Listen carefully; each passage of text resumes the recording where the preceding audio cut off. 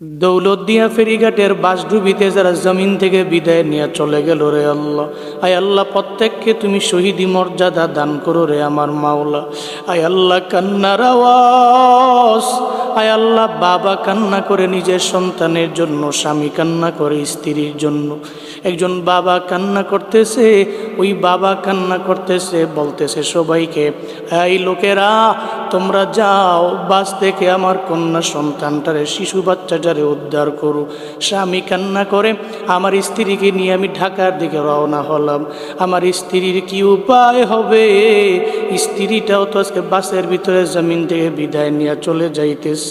ও দয়ার আল্লাহ, আয় আল্লাহ যারা জমিন থেকে বিদায় নিয়ে চলে গেছে রে আমার মাওলা, প্রত্যেককে তুমি মাফ করে দাও, শহীদি মর্যাদা দান করে দাও রে আমার আল্লাহ। আয় আল্লাহ প্রত্যেকটা পরিবারকে তোমার হাতে দিয়ে দিলাম, জিম্মাদার হয়ে যাও রে আল্লাহ।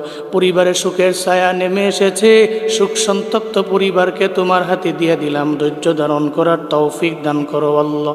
সমস্ত অ্যাক্সিডেন্টের হাত থেকে তুমি আমাদের দেশের মানুষগুলোকে হেফাজত করো মাওলা।